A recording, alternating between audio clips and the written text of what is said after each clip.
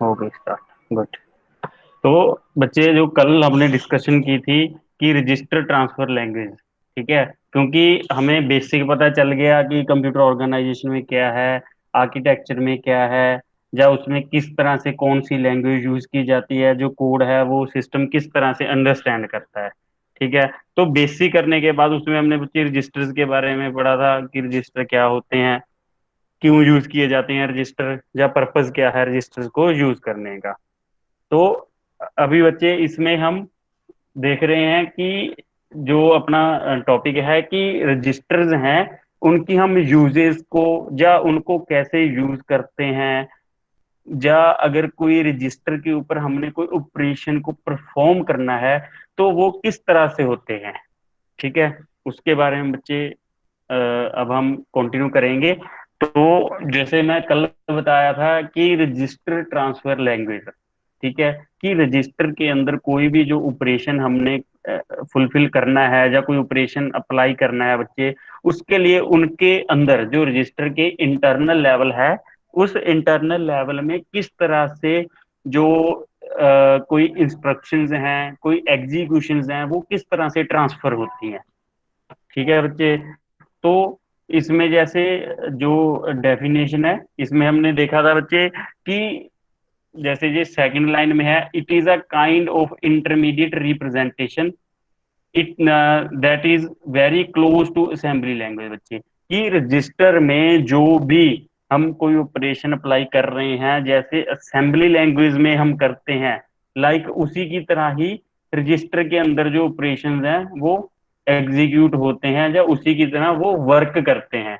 अगर assembly language में हम बोल देते हैं कि ऐड ए कोमा बी, ठीक है, तो सिस्टम को पता चल जाता है कि जो वेरिएबल बी है उसकी वैल्यू को ए वाली वैल्यू में ऐड करना है। ठीक है, असेंबली लैंग्वेज में। उसी तरह बच्चे जो रजिस्टर्स हैं इसके बारे में हम जब स्टडी करेंगे तो इनकी जो वर्किंग है या अंडरस्टैंडिंग है वो सेम असेंबली लैंग्वेज की तरह ही है। ठीक है, which is use in a compiler. जैसे कंपाइलर मतलब समझ जाता है ना कि असेंबली लैंग्वेज में कि इसका क्या मतलब है, ऐड का MUL लिखा हो तो मल्टीप्लाई है, DIV लिखा हो तो डिवीजन है। ठीक है, उसी तरह से। तो इसमें जो बच्चे कुछ ऑपरेशंस हैं उनके बारे में स्टडी करते हैं। जैसे फर्स्ट जो रजिस्टर ट्रांसफर लैंग्वेज का ऑपरेशन है वो है माइक्रो ऑपरेशन। माइक्रो ऑपरेशंस बच्चे वो ऑपरेशंस हैं जो किसी भी रजिस्टर के अंदर कोई एग्जीक्यूशन के लिए यूज किए जाते हैं। ठीक है, जैसे एग्जांपल के लिए बच्चे मैं वर्ड का बताया था कि MS वर्ड में अगर हम बी के ऊपर क्लिक करते हैं, बी वाले आइकन के ऊपर क्लिक करते हैं तो जो अपना टेक्स्ट है वो बोल्ड हो जाता है। तो बेसिक हुआ क्या, जब हम बी के ऊपर माउस लेके गए, उसके ऊपर क्लिक किया, तो क्लिक के साथ उसके बैक एंड के ऊपर एक इंस्ट्रक्शन, जिसको हम बोल सकते हैं कि माइक्रो इंस्ट्रक्शन है, वो लगाई गई है उसके बैक एंड के ऊपर। वो माइक्रो इंस्ट्रक्शन ने क्या किया कि जब बी के ऊपर क्लिक किया, वो इंस्ट्रक्शन ने सिस्टम के साथ कोऑर्डिनेट किया। ठीक है, कि इस वाले बी का मतलब ये है कि जो भी बंदे ने यहाँ पे टेक्स्ट लिखा हुआ है और जो मार्क किया हुआ है टेक्स्ट, या सिलेक्ट किया हुआ है टेक्स्ट, उस टेक्स्ट को क्या कर देना है, बोल्ड कर देना है। ठीक है, उसी तरह बच्चे ये देखो, the operations executed on the data store in registers. ठीक है, कोई ऑपरेशन को हम अप्लाई करते हैं जो कोई डेटा स्टोर है रजिस्टर्स के अंदर, उसको हम माइक्रो ऑपरेशंस बोल देते हैं। ठीक है, they are detailed low level instruction used in some designs to implement complex machine instruction. ठीक है, अगर सेकंड लाइन में बच्चे जैसे बता रहा है कि सपोज करो हमने कोई बड़ा या कोई कम्प्लेक्स वर्क करना है, या कोई कम्प्लेक्स इंस्ट्रक्शंस, कोई फॉर्मूला है जिसमें कभी मल्टीप्लाई हो रहा है, कभी एडिशन हो रही है, कभी सब्ट्रैक्शन हो रही है, कभी स्क्वायर रूट हो रहा है, कभी डिवाइडेशन हो रही है, कभी उन दोनों की वैल्यू किसी दूसरे रजिस्टर में जा रही है, फिर दूसरे वाले में से तीसरे में, इस तरह से मतलब कोई कम्प्लेक्स पूरा इंस्ट्रक्शंस बनी हुई है ना। तो उन सबके लिए भी क्या होगा कि छोटी छोटी माइक्रो इंस्ट्रक्शंस होंगी, नंबर ऑफ माइक्रो इंस्ट्रक्शंस होंगी, जिनकी हेल्प के साथ एक जो कम्प्लेक्स इंस्ट्रक्शन होगी या कोई कम्प्लेक्स वर्क होगा वो कंप्लीट हो जाएगा। उनको बोल देते हैं बच्चे माइक्रो ऑपरेशन। इस पॉइंट में बच्चे किसी को कोई डाउट? Micro operation.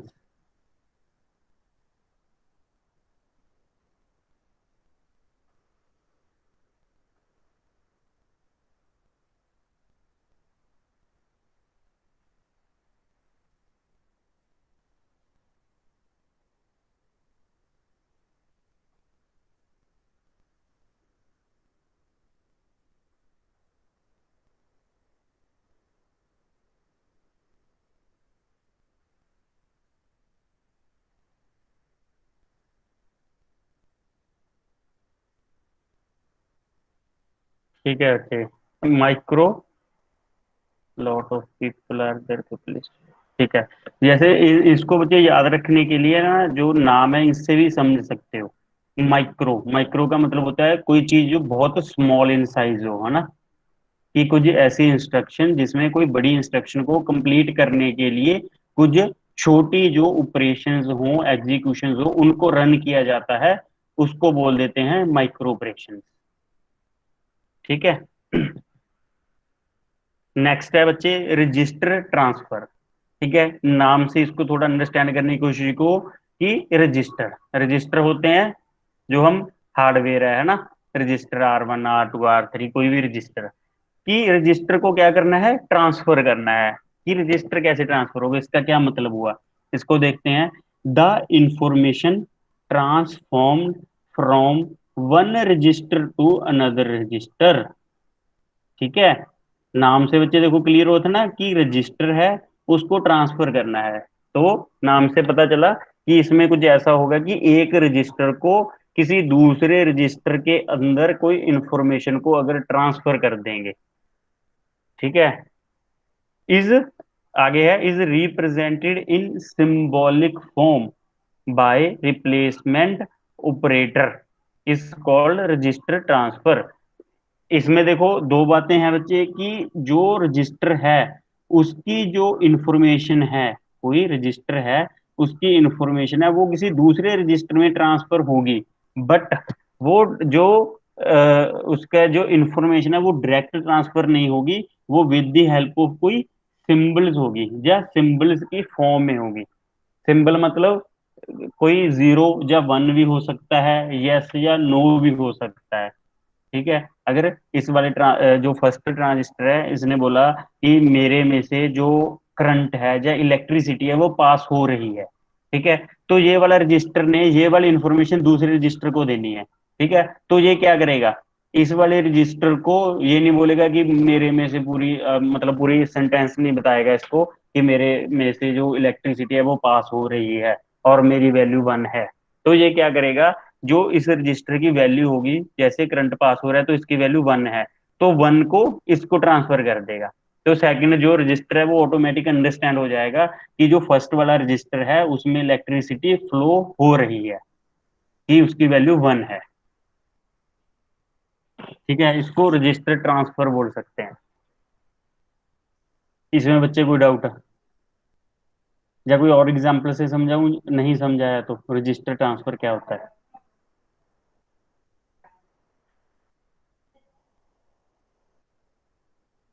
क्योंकि ये छोटी छोटी डेफिनेशन है बच्चे, ये कई बार ना ऐसे ही आ जाती हैं। ठीक है, Gaurishan sir, Rajat Saxena clear sir, Rishu Kumar no, no, Mayank no, Ayush Pandey clear. ठीक है बच्चे, तो रजिस्टर ट्रांसफर। थर्ड आ गया बच्चे रिप्लेसमेंट ऑपरेटर, है ना।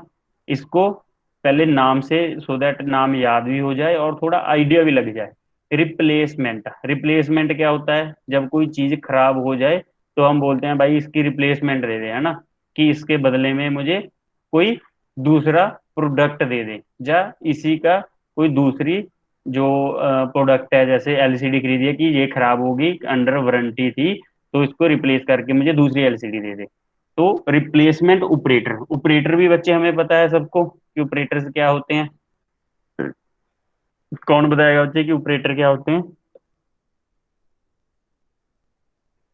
एनीबडी?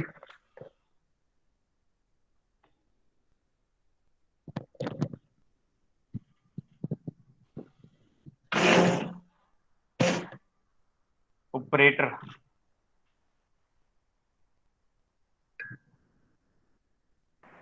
सर कंप्यूटर की लैंग्वेज में जैसे logical operator, arithmetic operator, conditional operator, सब ये सब। मैं कंप्यूटर को भूल जाओ बच्चे, सिंपल बताना हो ऑपरेटर किसको बोलते हैं। Addition, subtraction, multiplication, division. Yes yes हाँ। यस। प्लस माइनस डिवाइड, है ना, less than equal to, plus greater than minus equal to, divide multi. Not equal to. ठीक है, हाँ। तो ये सारे क्या हैं बच्चे, ये सारे ऑपरेटर हैं। ठीक। तो रजिस्टर्स में देखते हैं कि ये किस तरह से होता है। ठीक है। जैसे कोई एग्जाम्पल के थ्रू दिखाया गया है कि सपोज करो बच्चे कि इस तरह का कोई सिंबल यूज किया गया हो या ऑपरेटर यूज किया गया हो कि एक लाइन और ये एरो, या इसको हम अगर पूरा बनाएंगे तो एरो बन जाएगा। अगर एम एस वर्ड में बच्चे मैं इसको बनाऊं, ये देखो, ये लगा के ये लगा दिया तो एरो बन गया। ठीक है। तो इसका क्या मतलब है कि अगर इस तरह का सिंबल यूज हुआ हो, इस तरह का ऑपरेटर यूज हुआ हो कहीं पे, या रजिस्टर में अगर ये वाला सिंबल दिखाई दे, तो इसका क्या मतलब है कि जो रजिस्टर R1 है, जो रजिस्टर R1 है उसको, या उसकी वैल्यू को ट्रांसफर कर देना है रजिस्टर 2 में। सपोज करो कि R1 रजिस्टर की वैल्यू 5 है, या R1 रजिस्टर की जो स्पेस है उसमें 5 स्टोर है। तो अगर ये वाला ऑपरेटर लगा हुआ है तो जो वो 5 वैल्यू है वो ट्रांसफर हो जाएगी R2 के पास। तो R2 की वैल्यू कितनी हो जाएगी, 5 हो जाएगी।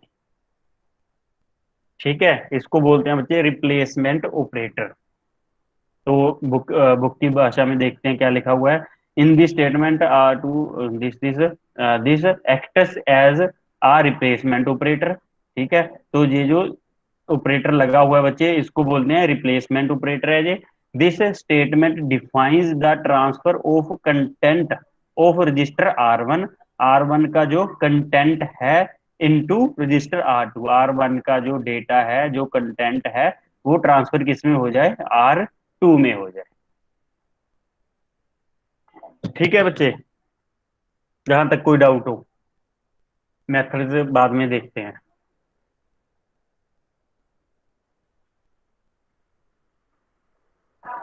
No doubt. Shant Kumar no, Gauri Shankar no, Pradeep no, Rishu Kumar no, Ayush clear sir, no doubt sir, no sir, no no. ठीक है। ठीक है बच्चे।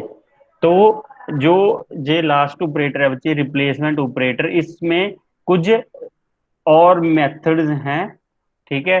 Register transfer language, register transfer language, RTL, RTL। ठीक है। उसके कुछ मेथड्स हैं बच्चे, उनके बारे में थोड़ा हम और स्टडी करते हैं कि रजिस्टर्स में किस तरह से होता है कोई, मतलब अगर कोई सिंबल हो तो उसको अंडरस्टैंड कैसे करना है। उसमें फर्स्ट है जैसे कि journal way of representing a resistor is by the name of register enclosed in a rectangular box.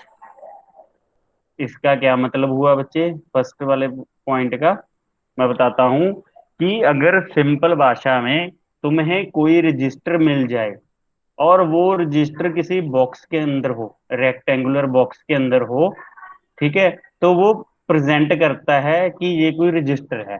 For example, जैसे ए वाला है, इस रेक्टेंगुलर बॉक्स के अंदर बच्चे अगर R1 लिख दिया तो इसका मतलब क्या हो गया, ये कोई जर्नल रजिस्टर है जिस रजिस्टर का नाम है 1। उसको क्या बोल दिया कि R1 रजिस्टर है। R1 रजिस्टर है अगर वो रेक्टेंगुलर बॉक्स के अंदर हो, जर्नल पर्पज रजिस्टर है वो। ये फर्स्ट पॉइंट है जो। ठीक है बच्चे, फर्स्ट पॉइंट। नेक्स्ट पॉइंट क्या है बच्चे कि जो रजिस्टर है, register is numbered in a sequence of 0 to n-1। कोई मतलब बता सकता है बच्चे यहाँ क्या कहना चाहता है। सेकंड पॉइंट में। सर वो 0 से स्टार्ट होता है, वो इंडेक्स नंबर और n-1 तक होता है। बिल्कुल। तो जो कोई रजिस्टर है बच्चे, या हमने सपोज करो मैं तुम्हारी क्लास के किसी बच्चे को कोई काम बोलना है, या हम उसको बोलना है कि बच्चे तुम्हारी फीस नहीं आई, तो मुझे उस बच्चे का कोई नाम, कोई रोल नंबर, कुछ तो पता होना चाहिए। ठीक है। अगर मुझे उस बच्चे का ना तो नाम पता है ना रोल नंबर पता है, तो बस इतना पता है कि वो थर्ड सेमेस्टर में है, ठीक है, तो मैं उसको किसी तरीके से बुला सकता हूँ क्या? मतलब मे भी कोई पॉसिबिलिटी हो, बट नॉर्मल नहीं है ना, बिना नाम के बिना रोल नंबर के। तो उसी तरह बच्चे जो रजिस्टर्स होते हैं जितने भी, उनका कोई ना कोई नंबर होगा, उनका कोई ना कोई सीरीज होगी कि ये वाला जो रजिस्टर्स हैं नंबर होंगे। वो क्या है, 0 से लेके n-1, कि अगर 10 रजिस्टर है तो 10-1 9 तक उसका नाम होगा, 0 से लेके 9 तक। ठीक है। कोई ना कोई नंबर होगा, उसका सीक्वेंस नंबर होगा। उसको लाइक इस तरह से भी प्रेजेंट कर सकते हैं। इसका मतलब क्या हो गया, अगर वो नंबर सिस्टम पढ़ा है बच्चे, binary to octal number system किया है? ओके। यस तो सर। ठीक है बच्चे, तो यहाँ से इसको काउंट कर लेंगे कि ये कितने नंबर का रजिस्टर होना है ना, 1 2 4 8 16 32 64, ठीक है। उस तरह से इसको हम कैलकुलेट कर लेंगे, इसको बाइनरी फॉर्म में यहाँ लिख दिया। तो इसका जो नंबर होगा रजिस्टर का, 0 से लेके जितना भी है उस नंबर को हम पता चल जाएगा कि ये 200 जो नंबर है वो वाला रजिस्टर है। सेकंड पॉइंट में बच्चे कोई डाउट किसी को?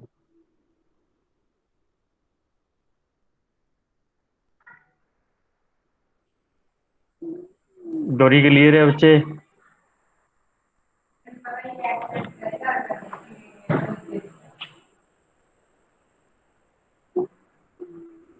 Yes Gauri, yes sir clear. ठीक है। एक और वो स्टूडेंट होता है जिसने फोटो लगाई हुई, आज वो दिखाई नहीं दे रहा मुझे, सर क्या सर नाम है? सर आ गया है? सर, आ गया सर, आ गया सर, आ गया सर। हाँ हाँ हाँ, ब्रिजा, या ठीक है ब्रिजा। तुमको ही बोल रहा था मैम, हाँ यार दिखाई नहीं दे रहा आज ब्रिजा क्लास में, क्या चक्कर है। ठीक है बच्चे। तो जो थर्ड पॉइंट है बच्चे, उसकी तरफ चलते हैं। थर्ड पॉइंट क्या है, the number of bits in a register can be marked on the top of the box as shown in box. ठीक है, कि कोई भी जो रजिस्टर हो बच्चे, कि उसमें कितनी नंबर ऑफ बिट्स हैं, या उस रजिस्टर के पास कितनी नंबर ऑफ बिट्स का वो रजिस्टर है, उस चीज को अगर मार्क करना हो या उसको प्रेजेंट करना हो, रिप्रेजेंट करना हो, तो हम जैसे इसमें क्या था जनरल पर्पस रजिस्टर में, या जनरल वे क्या था कि बॉक्स होगा रेक्टेंगुलर, उसके अंदर हम उसका नाम लिख देंगे। तो इसमें क्या कर दिया, उसी बॉक्स के जो टॉप कॉर्नर है उसके ऊपर हम उनकी नंबरिंग मार्क कर देंगे। लाइक ये ऐसे ये दिखाया गया है सी वाली में, कि कोई रजिस्टर है जिसका नाम प्रोग्राम काउंटर है, पीसी है, या कोई भी नाम है उसका, तो उसकी जो बिट्स हैं उसको हम उसके टॉप के ऊपर करेंगे। और ये राइट टू लेफ्ट होती हैं बच्चे सारी, जो मार्किंग होगी। तो यहाँ से क्या होगा, 0 होगा, और इस साइड जब जाते रहेंगे राइट टू लेफ्ट, यहाँ इंक्रीज होती रहेगी। तो हम बोल देंगे कि ये सी वाला जो रजिस्टर है ये 16 बिट का है। ठीक है बच्चे, 0 से लेके 15 तक। बिल्कुल 16 बिट, वेरी गुड रजत। ठीक है बच्चे, ये सिर्फ और सिर्फ बेसिक है बच्चे, सो दैट जब हम आगे स्टडी करेंगे तो कोई रजिस्टर आ जाए और हमें यही ना पता चले कि ये रजिस्टर है, ये कितने नंबर का रजिस्टर है, इसका साइज क्या है, बिट्स कितनी है। इसीलिए ये सिर्फ बेसिक बताया गया है, सो दैट कि जब हम आगे स्टडी करें तो हमें प्रॉब्लम ना आए। ठीक है बच्चे। जो फोर्थ पॉइंट है इसमें, ये टाइपिंग मिस्टेक है बच्चे, ये 4 नहीं आएगा यहाँ पे, 4 पॉइंट इसलिए मार्क कर दिया। इसमें क्या है, 16 bit register PC program counter is divided into 2 parts. ठीक है, अगर कोई 16 बिट का रजिस्टर हो प्रोग्राम काउंटर, ठीक है बच्चे, उसको 2 पार्ट्स में डिवाइड कर दिया जाता है। प्रोग्राम काउंटर के लिए है स्पेशली, सबके लिए नहीं है। अगर कोई नॉर्मल रजिस्टर है उसमें नहीं होगा, जो पीसी के लिए है सिर्फ। कि जो बिट्स होंगी उसकी, उसमें एक तो क्या कर दिया जाएगा, 0 से लेके 7 तक कर दिया जाएगा। ठीक है, एक पार्ट उसका विद लोअर बाइट। एक से सॉरी 0 से 7 तक जो बिट्स होंगे उनको नाम दे दिया कि ये लोअर बिट्स हैं। और 8 से लेके 15 तक जो बिट्स होंगी बच्चे, 8 से लेके 15 तक जो बिट्स होंगी उनको क्या कर दिया, हायर बाइट्स का नेम दे दिया। ठीक है, उसको दो पार्ट्स में डिवाइड कर दिया। अब हो सकता है किसी के दिमाग में आए कि सर ऐसा क्यों कर दिया, है ना, कि इसके दो पार्ट्स क्यों कर दिए, इसका क्या रीजन है दो पार्ट्स करने का। तो इसको बच्चे हम आगे मतलब स्टडी करेंगे कि इनको क्यों डिवाइड किया था, या इनकी क्या जरूरत थी डिवाइड करने की। तो क्या कर दिया, वही जो 16 बिट थी 0 से लेके 15 तक, उसके टू पार्ट्स कर दिए। एक और नाम रख दिया प्रोग्राम काउंटर लोअर बिट्स, एक का नाम रख दिया प्रोग्राम काउंटर हायर बिट्स। ठीक है बच्चे, जो लोअर बिट्स थी उनको 0 से 7 तक मार्क कर दिया, और हायर वाली को 8 से लेके 15 तक। इन 4 पॉइंट में बच्चे किसी को कोई भी डाउट हो?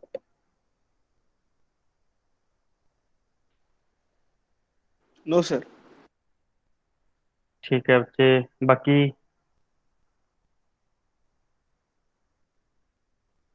ठीक है, Rajat, Mayank, Happy, Krishna, Pradeep, Shivam, Ayush, Sonu, Shubham, Prashant Singh, Surya, Nitin Pundir,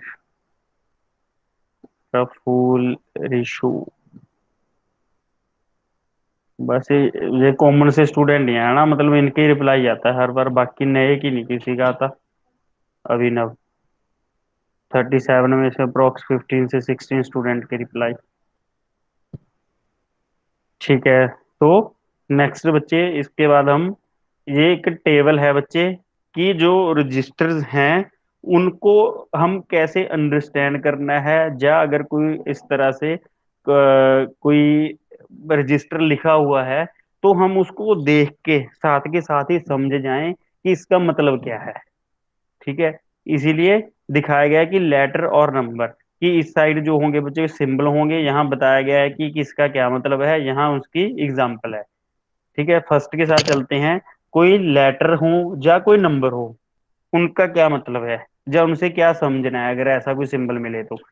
denotes a resistor, चाहे कोई नंबर हो चाहे लेटर हो, वो किस चीज को डिनोट करते हैं बच्चे, रजिस्टर को करते हैं। फॉर एग्जाम्पल जैसे MAR, ठीक है, कैपिटल में है सारे, क्या है ये, लेटर्स हैं।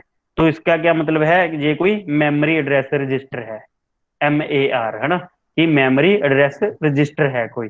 या अगर ऐसा कुछ लिखा हुआ है R1 R2 R3 R50 R60, है ना, वट एवर कोई नंबर, लेटर के साथ कोई नंबर लिखा हुआ है, तो उससे समझ जाना है कि ये कोई रजिस्टर है और उसका कोई नंबर है। क्लियर है बच्चे?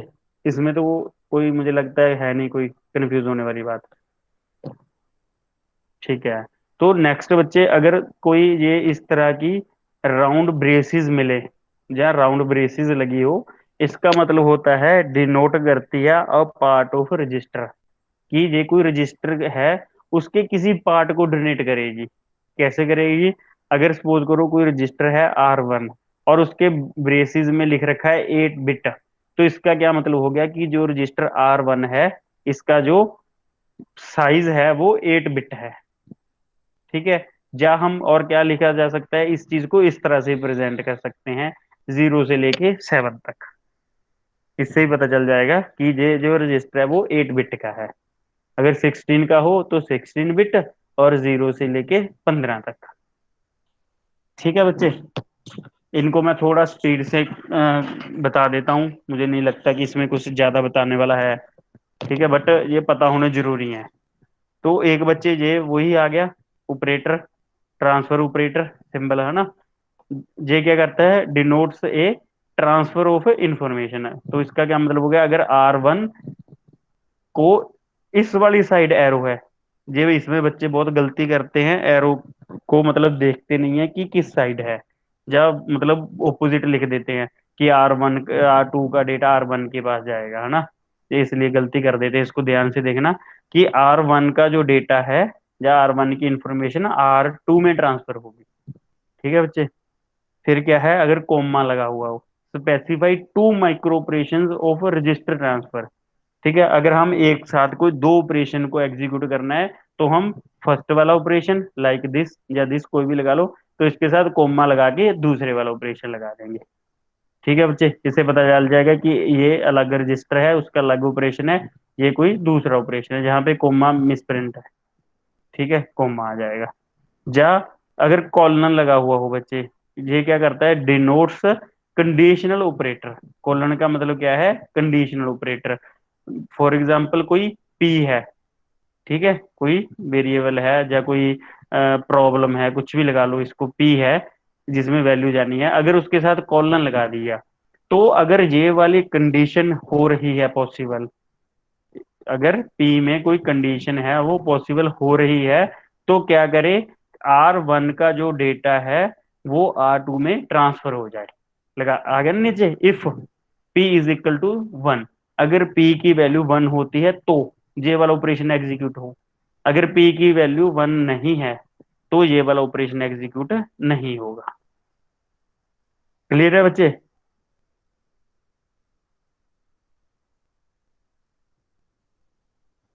कॉलन वाला बच्चे क्लियर है, किसी को कोई कंफ्यूजन तो नहीं होगी इस वाले में।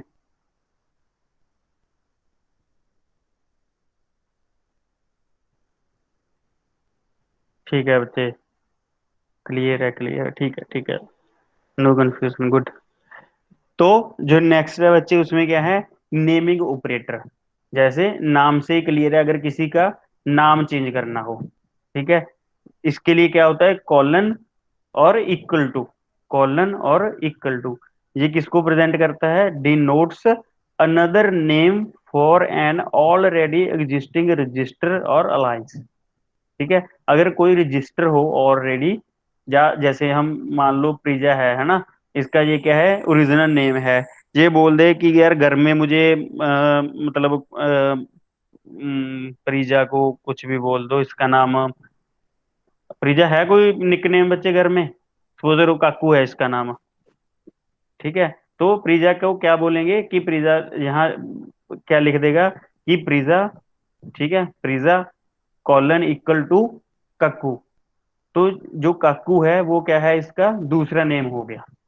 ठीक है, जा अगर काकू लिखा हुआ है तो उसका मतलब भी प्रीजा है, अगर प्रीजा लिखा हुआ है तो उसका मतलब भी काकू है, कि एक ही चीज के कोई दूसरा नाम हो, जा एक ही नाम के कोई 2 चीज को हम प्रेजेंट करना हो, कोई रजिस्टर है जो ऑलरेडी एग्जिस्ट करता है, उसका कोई दूसरा नेम हो। जैसे क्या है, कोई रजिस्टर है R1, कोई रजिस्टर है आर सॉरी रजिस्टर है R, उसका नाम था A। ठीक है, तो इसने क्या कर दिया कि मेरा नाम अगर कहीं पे तुम्हें R1 लिखा हो, कॉलन इक्वल टू R1 लिखा हो, तो R1 का मतलब भी RA है। ठीक है। हम्म। क्लियर है बच्चे, जितने ये जो सिंबल कराए हैं, कंटिन्यू चलूं आगे। ठीक है बच्चे, तो नेक्स्ट है रजिस्टर ट्रांसफर ऑपरेशन। ठीक है, कुछ जो ऑपरेशंस हैं बच्चे रजिस्टर ट्रांसफर के, जो हमने ऊपर अभी जो स्टडी किए हैं सारे सिंबल, इनको हम यूज करके देखेंगे कि किस तरह यूज होते हैं। There are different types of register transfer operations. इसमें हम एक ऑपरेशन है उसको देखते हैं, सिंपल ट्रांसफर। ठीक है, एक सिंपल ट्रांसफर है, इसको देखो बच्चे, इस सिंबल को देख के क्या लगता है, क्या मतलब है इसका, अभी ऊपर बताया। R1 का R1 का डेटा डेटा R2 में ट्रांसफर हो रहा है। एक एक करके। R1 का डेटा R2 में जाए ट्रांसफर होगा। ठीक है बच्चे, कि R1 का डेटा है वो R2 में जाए। ठीक है, द कंटेंट ऑफ R1, ठीक है, जैसे भी बताया R1 are copied into R2, ठीक, without affecting the content of R1। ठीक है बच्चे, अगर R1 में कोई डेटा है, हम इसको ट्रांसफर कर रहे हैं R2 में, तो R1 को तो नहीं हम छेड़ रहे ना, R1 को तो हम मॉडिफाई तो कुछ नहीं कर रहे, हम सिर्फ और सिर्फ क्या है, इसका जो डेटा है वो इसमें ट्रांसफर कर रहे हैं। ठीक है, इसलिए ये लिखा हुआ है कि without affecting the content of R1। It is an unconditional type of transfer operation. ये कोई अनकंडीशनल है, अनकंडीशनल इसीलिए यूज किया गया है बच्चे कि अगर ऐसा लिखा हुआ है ये अनकंडीशनल है क्योंकि इसके आगे कोई कंडीशन नहीं है। जैसे यहाँ पे कंडीशन थी ना पी वाली, कि अगर पी वाली कंडीशन फुलफिल होगी तो ही डेटा ट्रांसफर होगा, बट सिंपल ट्रांसफर में कोई कंडीशन नहीं है। क्लियर है बच्चे फर्स्ट वाला point, simple transfer. Yes sir. ठीक है बच्चे, तो जो नेक्स्ट पॉइंट है उसमें क्या आ गया, कंडीशनल। अब नाम से ही क्लियर है, जब सिंपल ट्रांसफर में कोई कंडीशन ऐड कर दी हमने या कोई कंडीशन लग गई तो उसको हम बोल देंगे कि कंडीशनल ट्रांसफर है।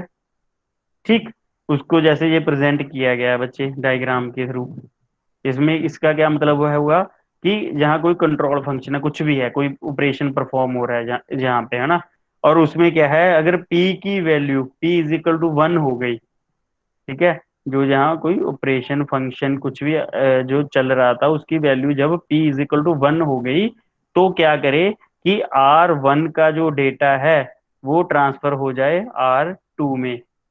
ठीक है, ये वाला जो लगा हुआ है ये n क्या क्या मतलब है, नंबर ऑफ बिट्स, कि जितनी भी यहाँ से नंबर ऑफ बिट्स हैं वो यहाँ पे ट्रांसफर हो जाएंगी। कब होंगी, जब ये कोई कंडीशनल कंट्रोल जो फंक्शन है उसकी वजह से p की वैल्यू जब 1 हो गई। अगर p की वैल्यू 0 हो जाए तो क्या होगा बच्चे, p is equal to 0। Condition false, transfer नहीं होगा कंटेंट। बिल्कुल बच्चे, तो जो ये डेटा है r1 का वो r2 में ट्रांसफर नहीं होगा। ठीक है, इसमें भी ऐसा कुछ ही लिखा होगा, it indicates that p if p is equal to 1 then the content of r1 is transferred to r2, it is an unidirectional operation. ठीक है बच्चे, सिर्फ ये बताना रह गया था कि ये वाला क्या है, यूनिडायरेक्शनल है। ठीक है बच्चे, क्लियर है ये तो, अगर कंडीशन पॉसिबल होगी तो ही ये डाटा ट्रांसफर करेगा, अदरवाइज ये ट्रांसफर नहीं करेगा। इसलिए जो डेटा सिर्फ एक साइड ही ट्रांसफर हो, या यहाँ से देखो ऊपर को एरो लगाया गया है, एक साइड ही ट्रांसफर हो उसको क्या बोलते हैं हम, यूनि डायरेक्शनल। ठीक है बच्चे,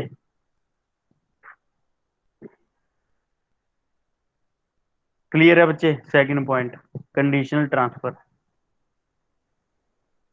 किसी को कोई डाउट हो बच्चे, कोई बात ना समझा रही हो, या मैं जल्दी करवा रहा हूँ, कोई स्पीड का किसी भी तरह की कोई भी प्रॉब्लम तो बता सकते हो बच्चे।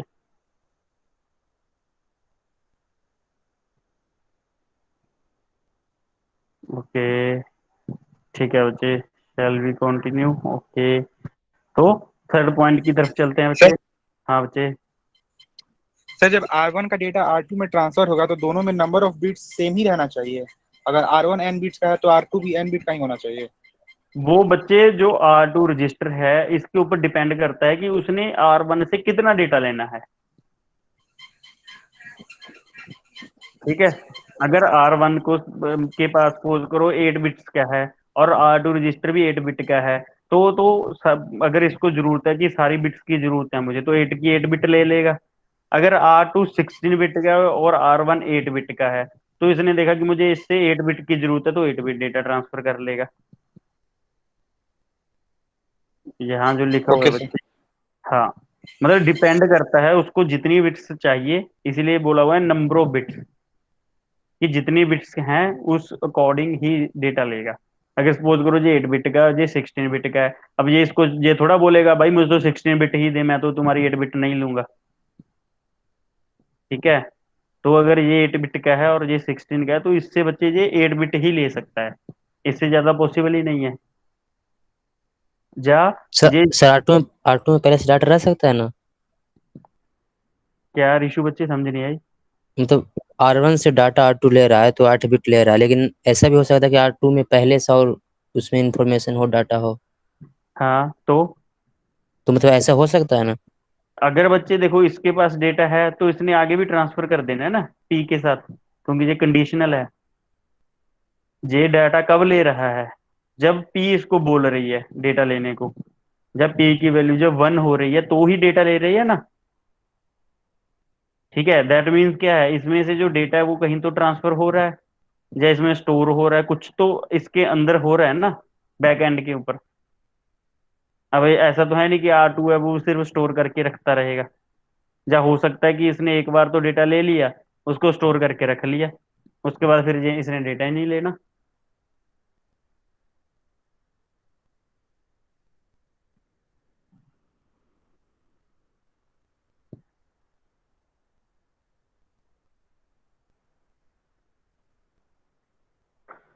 चलो बच्चे, रेशू डेटा ओवरराइट हो जाएगा, ओवरराइट भी हो जाएगा बच्चे, वो तो डिपेंड करता है ना कि R2 ने डेटा सिर्फ वन टाइम फिर इससे फैच करना है, या कंटिन्यू फैच करना है, या ये वाले डेटा को इसको आगे ट्रांसफर करना है नहीं करना है। वो अपने पास कंप्लीट नहीं है ना अभी, जो डायग्राम है बच्चे, हम तो सिर्फ। सर हाँ, सर R1 रैंडमली एक्सेस करवाएगा या फिर मतलब कोई स्पेसिफिक बिट्स को पास करवाएगा सर? प्रीजा मुझे ये बताओ बच्चे, जहाँ पे कोई टाइमिंग दिखाई दे रही है R1 के पास तुम्हें? नहीं सर।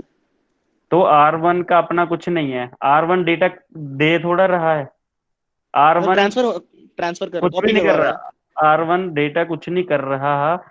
जो R2 है, जब ये कंडीशन आती है, P बोलती है कि मुझे डेटा की जरूरत है, ठीक है, तो R1 से डेटा R2 फैच करता है। यही हो रहा है ना कि R1 के पास जो चीज है वो R2 में सेव हो रही है, इसमें कॉपी हो रही है। Yes sir. ठीक है, हो कब रही है? जब P की वैल्यू 1 हो, जब ये कंडीशन फुलफिल होती है। अगर यहाँ तो वैल्यू 0 रहे, जब यहाँ वैल्यू 0 ही है, तो R1 चाहे कितनी टाइम पड़ा रहे, इसके पास डेटा पड़ा रहेगा। जब तक ये कंडीशन नहीं सेटिस्फाई होगी, P नहीं बोलेगी कि मुझे डेटा की जरूरत है, तब तक डेटा इसके पास पड़ा रहेगा, R1 के पास। R2 ने फैच ही नहीं करना। Yes sir. ठीक है, कंडीशन के ऊपर हो गया। अगर यहाँ प्रीजा तुम्हारी बात सही है बच्चे, जहां पे अगर कोई क्लॉक लगा होता तो हम बोलते कि हाँ, हर 2 सेकंड के बाद या जब ये क्लॉक की वैल्यू इतनी हो जाती है तो ये डेटा ट्रांसफर कर देता है, बट यहाँ तो ऐसा कुछ है ही नहीं। ठीक है, टाइम इंटरवल कहाँ से आएगा फिर बच्चे? Yes sir. हम्म मतलब ये कंडीशनल है, कि कंडीशन के ऊपर डिपेंड करता है। अगर कंडीशन की वैल्यू सपोज करो 1 सेकंड के लिए 1 होती है, वैसे मान के चलते हैं कि कंडीशन की वैल्यू 1 सेकंड के लिए 1 होती है, तो R2 क्या करता है, 1 सेकंड में इससे डेटा फेच करेगा। जितना भी इसने 1 सेकंड में डेटा फेच कर लिया, वो उतना डेटा इसको ट्रांसफर करेगा। अगर ये वाली कंडीशन ऑलवेज ही 1 रहती है, मतलब 1 के ऊपर ही सेट हो गई, तो ये कंटिन्यू इसमें से डेटा फेच करता रहेगा R1 से। सर टाइम भी तो एक कंडीशन ही है ना सर? टाइम यहाँ भी बात नहीं हो रही ना बच्चे, यहाँ टाइम नहीं की कोई मतलब हो नहीं रही। नहीं मतलब टाइम भी एक कंडीशन ही तो है ना सर? मतलब हाँ, एज अ है कंडीशन यूज। तो, बिल्कुल बिल्कुल कर सकते हैं, बट इसके अंदर आउट ऑफ द बॉक्स नहीं जाना ना। जो मैं डिस्कस कर रहा हूँ कर सकते हैं बच्चे, ऐड तो कुछ भी कर दो, वो तो डिपेंड करता है तुम रजिस्टर से क्या काम ले रहे हो सकता है टाइम लगा दो, कोई प्रॉब्लम नहीं है। ठीक है सर। हाँ, तो यूनिट हो गया। थर्ड है बच्चे, सिमुलटेनियस ऑपरेशन। नाम से क्लियर हो रहा है बच्चे, क्या लगता है? सिमुलटेनियस ऑपरेशन, नाम से क्या लगता है, कोई बता सकता है? सर जो मतलब दो ऑपरेशन एक साथ हो रहे हैं, मल्टीपल हाँ, ऑपरेशन एक साथ हो रहे बिल्कुल, सिमुलटेनियस है ना, इंग्लिश वर्डिंग ऐसे न, एक तो इंग्लिश इंप्रूव होती रहती है और वोकैब भी बढ़ती रहती है ना। सिमुलटेनियस का मतलब होता है जब कोई काम एक साथ हो, एक साथ कोई 2 काम हो रहे हो। जैसे मैं आपको पढ़ा भी रहा हूँ, बोल भी रहा हूँ, और साथ साथ माउस को भी मूव कर रहा हूँ, है ना, ये मूव हो रहा है, तो क्या है, दोनों काम सिमुलटेनियस हो रहे हैं। तो उसी तरह बच्चे, अगर रजिस्टर्स में, रजिस्टर के अंदर कोई ऐसा ऑपरेशन हो, ठीक है, जिसमें कंडीशन सेटिस्फाई हो, हम कंडीशन की बात करेंगे, एग्जांपल ली हुई है कि अगर कोई कंडीशन सेटिस्फाई हो जाए तो 2 ऑपरेशन कंटिन्यू हो जाएं। ठीक है, फॉर एग्जांपल जैसे यहाँ दिखाया गया है कि कोई प्रॉब्लम है, या कोई पी वैल्यू है, या कोई कंडीशन है, जब इस कंडीशन की वैल्यू यस, नो, 0 या 1 है ना, कुछ भी, अगर यस हो जाए तो मतलब ये ऑपरेशन हो जाए, या इसकी वैल्यू 0, अगर 1 की बात करें कि जब इस ये वाली कंडीशन 1 हो जाए तो क्या करे, R1 का डेटा R2 में स्टोर कर दे, और कोमा, देखो बच्चे हमने ऊपर पढ़ा था ना सिंबल में, कोमे का मतलब कि जब दो ऑपरेशन एक साथ हो, कोमा, और R2 की वैल्यू को R1 में स्टोर कर दे। दो ऑपरेशन एक साथ हो रहे हैं, जब एक साथ हो रहे हैं तो उसको बोल दिया सिमुलटेनियस ऑपरेशन। तो डायग्राम पे आते हैं सीधा बच्चे, इससे समझाते हैं कि ये कोई कंट्रोल फंक्शन, जैसे ऊपर देखा था हमने, जब इसकी वैल्यू 1 हो गई, कंडीशन सेटिस्फाई हो गई, तो क्या किया, R1 का डेटा R2 में चला जाए, ये रहा R1, R1 का डेटा, ये जो लाइन लगी हुई है बच्चे कोई एंगल में, इसको ये क्या थी, नंबर ऑफ बिट्स, है ना, कि R1 से डेटा किस में चला गया, R2 में चला गया, और कोमा R2 का डेटा R1 में, R2, ये रही R2, इसका डेटा ये रहा ऐसे R1 में चला गया। ठीक, इसमें देखो जो प्रीजा वाली बात आ गई, हम कोई क्लॉक भी लगा सकते हैं, ये कोई क्लॉक लगा दिया दोनों में, दोनों रजिस्टर्स में, R1 में और R2 में, क्लॉक के ऊपर हम कोई टाइम बेच सकते हैं कि जब कंडीशन 1 हो गई, ठीक है, जब कंडीशन 1 होगी फिर तो ये कंटिन्यू एक दूसरे को डेटा ट्रांसफर करना शुरू कर देंगे ये दोनों ऑपरेशन। बट यहाँ पे सपोज करो हमने क्लॉक लगा दिया, यहाँ क्लॉक की वैल्यू 2 दे दी, कि हर, कि जब इसकी वैल्यू 1 हो, और जो डेटा है वो कब ट्रांसफर करना है, जब 2 सेकंड हो जाए, जहां हमने 2 भेज दिया, कि हर 2 सेकंड के बाद जो डेटा है वो इसको ट्रांसफर करना है, डेडलॉक लग जाएगा। हो सकता है रजित, देखो डेडलॉक वाली कंडीशन हम यहाँ चेक नहीं कर रहे कि ये होगा या नहीं होगा, ठीक है, वैसे डेडलॉक हो जाएगा, बट जहाँ डेडलॉक की नहीं है बच्चे जी, ये सिर्फ रजिस्टर की बात हो रही है अभी, है ना, क्योंकि एक कंसेप्ट के अंदर अगर दूसरा घुसोड़ दोगे तो कोई ना कोई प्रॉब्लम ही होगी।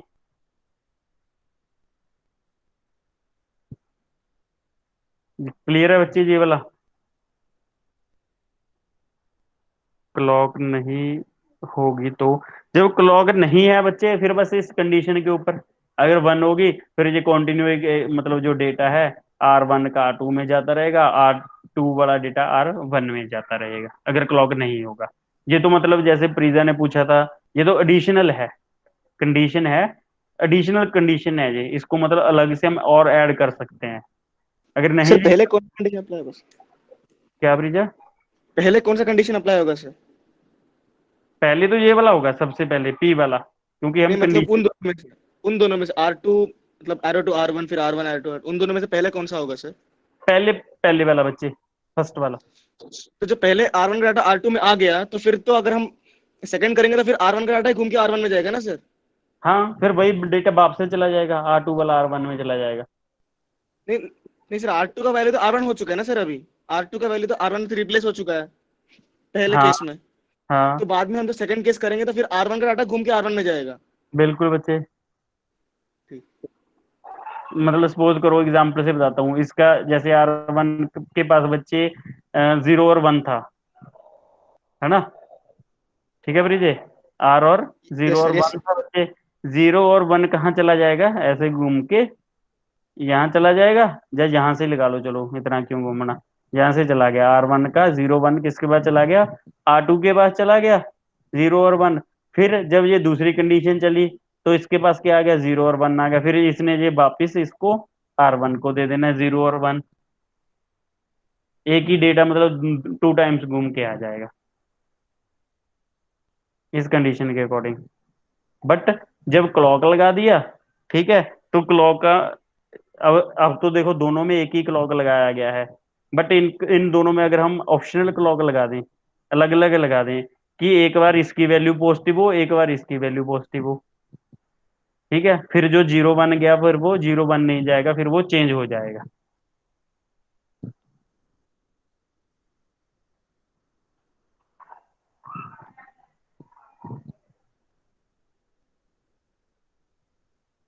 क्यों Brijay, yes sir, yes sir. Clear है बच्चे?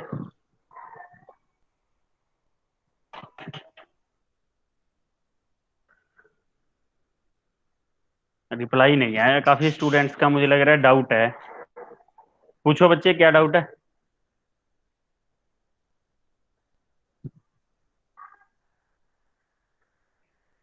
गौरी शंकर की भी नहीं आज आवाज आ रही। मयंक, और कौन था तुम्हारे, मन्नू।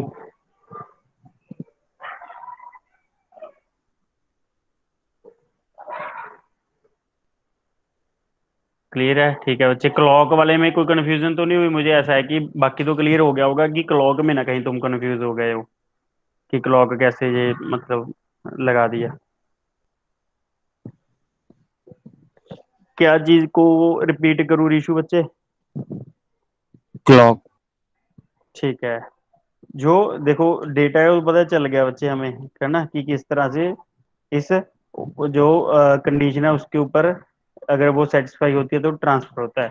क्लॉक क्या है? क्लॉक एक एडिशनल फीचर है, या एडिशनल ऐड किया गया है बच्चे। ठीक, ये एडिशनल है।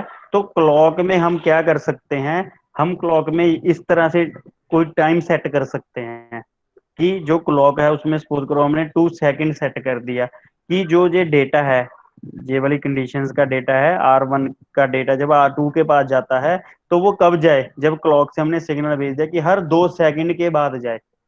ठीक है, कि 2 सेकंड डेटा इसके पास रहेगा और 2 सेकंड के बाद डेटा R2 के पास जाएगा। फिर 2 सेकंड के बाद R2 वाला डेटा वापिस R1 के पास आ जाएगा। मतलब क्लॉक क्या हो गया? हम यहाँ क्लॉक सेट कर सकते हैं, जहाँ हम इसकी वैल्यू पॉजिटिव नेगेटिव सेट कर सकते हैं, 0 1 सेट कर सकते हैं, कि क्लॉक में एक बार 0 जाए एक बार 1 जाए, जब एक बार 0 0 जाए फिर एक बार 1 1 जाए। एडिशनल फीचर के लिए होता है क्लॉक। सर इस चैप्टर की पीपीटी या पीडीएफ फाइल सेंड करना। इसको बच्चे मैं ये वाला जो रजिस्टर्स वाला है इसको अभी अपलोड कर दूंगा मैं, no problem.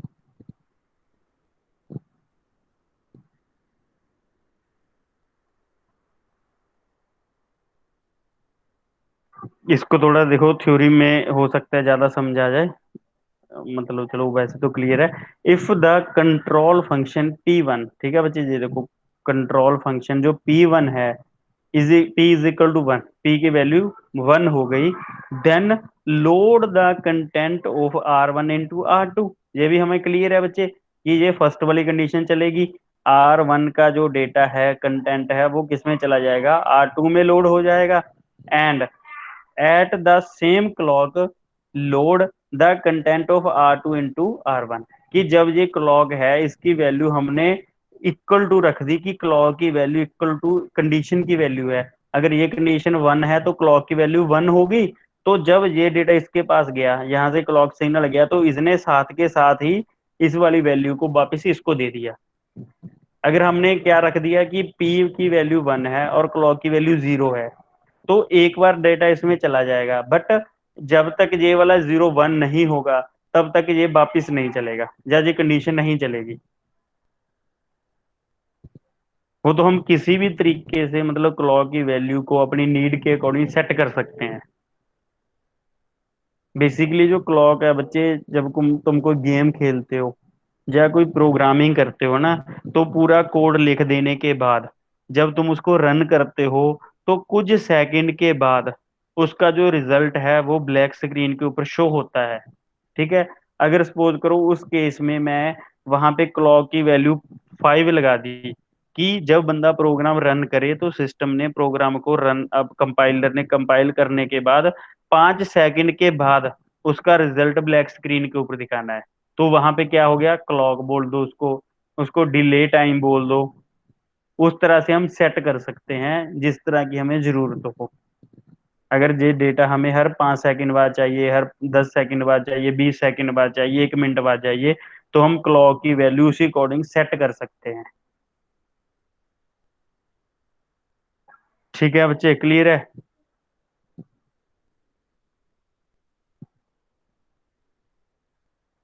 Yes sir, yes sir. Prashant, Pradeep, Rishu Kumar, Ankur Kumar, Mayank, Abhinav, Nitin, Shubham,